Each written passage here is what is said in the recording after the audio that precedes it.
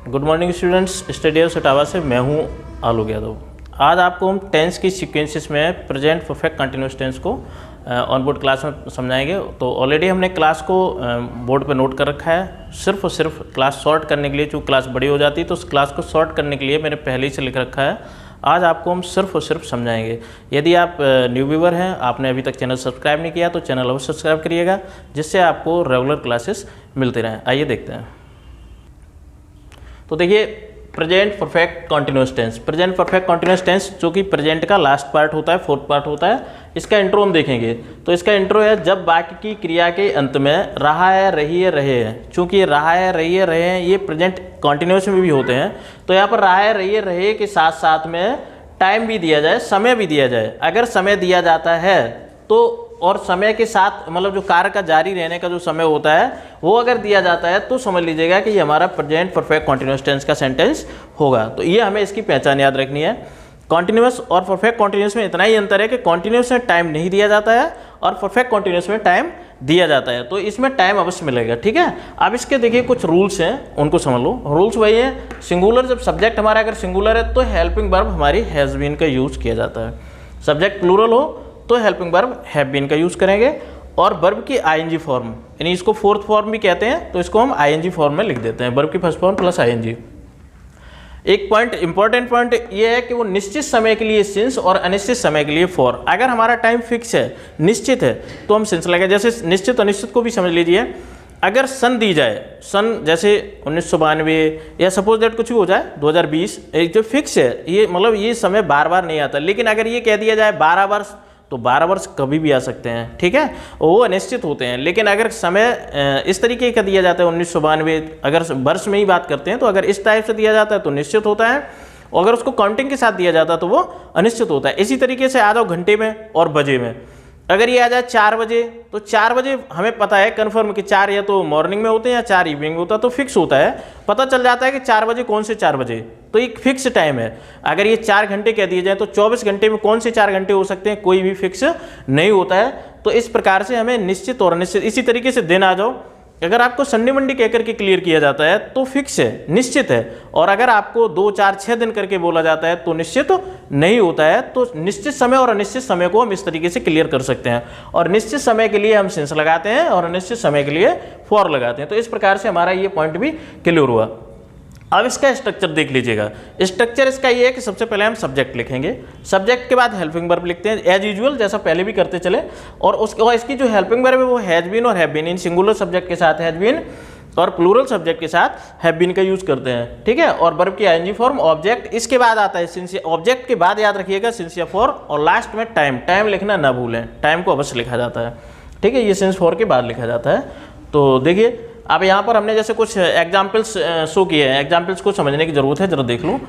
जैसे वह सुबह से नहा रही है, तो वह सुबह से नहा रही है, सब्जेक्ट क्या है, वह है, सिंगुलर सब्जेक्ट है, हमें क्या लगाना है, हैज बीन। तो सी हैज बीन, नहाना की क्या होती है, बॉथ, और फोर्थ फॉर्म इसकी आईएनजी लगा देंगे। तो सी हैज बीन बॉथिंग सिंस मॉर्निंग, क्योंकि ये मॉर्निंग सुबह निश्चित समय होता है, हमें पता है सुबह शाम निश्चित समय होते हैं, तो सिंस का यूज होगा। तो सी हैज बीन बॉथिंग सिंस मॉर्निंग। इसी तरीके से आता है वे 2 घंटे से पढ़ रहे हैं, वे प्लूरल है, तो वे कैसा है, प्लूरल है। जब प्लूरल सब्जेक्ट होता है तो उसके साथ में हमें हैव बीन का यूज करना है। तो दे हैव बीन रीडिंग या स्टडीइंग फॉर 2 आवर्स। ये जो आवर्स है, अभी हमने बताया था कि समय में अगर घंटे दिया जाए अनिश्चित हो जाता है, और अगर टाइम दे दिया जाए, बजे करके दिया जाए, तो वो निश्चित होता है। तो इसमें ये अनिश्चित था, इसलिए हम फॉर लगा रहे हैं। तो दे हैव बीन रीडिंग या स्टडीइंग फॉर 2 आवर्स। इसके बाद देखिए इसका नेगेटिव आ जाता है। नेगेटिव का स्ट्रक्चर समझ लीजिएगा। नेगेटिव को वही है, रहा रहे समय के साथ साथ में नहीं या कभी नहीं दिया जाता तो वो नेगेटिव होता है। और नेगेटिव का स्ट्रक्चर क्या बनेगा, बस इतना ही है कि ये जो हैज बीन और हैव बीन यहाँ दिया गया था, इसके बीच में नॉट लगा देना है, इसके बीच में नॉट लगाना है। तो वही हो जाएगा subject plus has have not been ING object since for और टाइम। ये इसका स्ट्रक्चर हो गया जाके। अभी इसका स्ट्रक्चर हमने बताया था कि सब्जेक्ट हैज हैव और बीन, नॉट लगा के been, ING object since for और टाइम एज यूजुअल। सिर्फ यहाँ पर हैज और हैव के बीच में नॉट लगाया गया है, ये नेगेटिव का स्ट्रक्चर होता है। अब जैसे एग्जांपल, वे 4 बजे से नहीं दौड़ रहे हैं, तो सबसे पहले तो देखिएगा सब्जेक्ट क्या है, सब्जेक्ट हमारा है दे, और दे सब्जेक्ट प्लूरल होता है, इसलिए हमें हैव तो लगाना ही लगाना है। अब हमने कहा था हैज या हैव के बाद में नॉट नेगेटिव है तो नॉट, तो हैज नॉट बीन, इतना क्लियर हो गया। इसके बाद आता है 4 बजे। 4 बजे को देख लो जरा, 4 बजे निश्चित या अनिश्चित? 4 बजे समय जो होता है वो निश्चित होता है, अगर 4 घंटे होता तो अनिश्चित हो जाता। तो दे हैव नॉट बीन, इसका दौड़ना की रनिंग हो गया, और निश्चित समय है तो हमने सिंस लगाया है। सिंस और फॉर को बहुत अच्छे से समझ के चलना है, तो निश्चित समय था इसलिए हमने सिंस लगाया, तो सिंस 4 o'clock, 4 बजे से, ठीक है। इसी तरीके से ये आ जाता है ये जैसे अंजलि 12 घंटे से नहीं जाग रही है, तो अंजलि सिंगुलर है, हैज नॉट बीन लिख देंगे हम, है। और जागना की होती है अवेकिन, ठीक है, तो Anjali has not been awakening for 12 hours, 12 घंटे, ठीक है, इस तरीके से।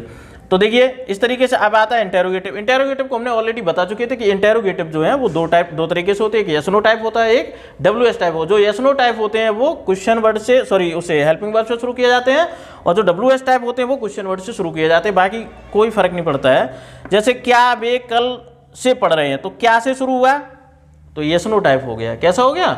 यस नो टाइप हुआ, हेल्पिंग वर्ब से शुरू करेंगे, हैव दे बीन। जैसे हैव नॉट बीन लिखा जाता है, ऐसे ही हैव सब्जेक्ट बीन लिखा जाता है, सब्जेक्ट को अब हम बीच में रखेंगे। तो हैव दे बीन स्टडी करना, स्टडिंग सिंस यस्टरडे, कल से, जो कल समय निश्चित होता है, बीता हुआ कल है निश्चित, इसलिए सिंस लगाया गया है। वे 2 दिन से कहाँ जा रहे हैं? वे दे, वे का क्या लिखेंगे? दे। अब हैव इसके साथ हैव लगाएंगे, तो भेयर हैव दे, भेयर को पहले निकाल लिया हमने, किसको पहले निकाला? क्वेश्चन वर्ड पहले निकाला, भेयर, फिर हैव, फिर दे, फिर been, where have they been. अब जाना की वही चीज गोइंग हो गई। अब ये देख लो टाइम 2 दिन अनिश्चित समय है, इसीलिए यहाँ पर फॉर 2 days लिखा गया है। तो इसका हो जाएगा where have they been going to, sorry going for 2 days। 2 इसलिए नहीं लगाएंगे कि 2 तब लगाया जाता है जब स्थान क्लियर हो, निश्चित होता है कि हमें किस जगह को जाना है। तो इस प्रकार से तुम्हारा ये present perfect continuous tense clear हुआ। अब हम आपको कल की क्लास जो देंगे वो पास्ट के कंप्लीट टेंस कोशिश करेंगे 2 पार्ट में निकाल देंगे, ठीक है।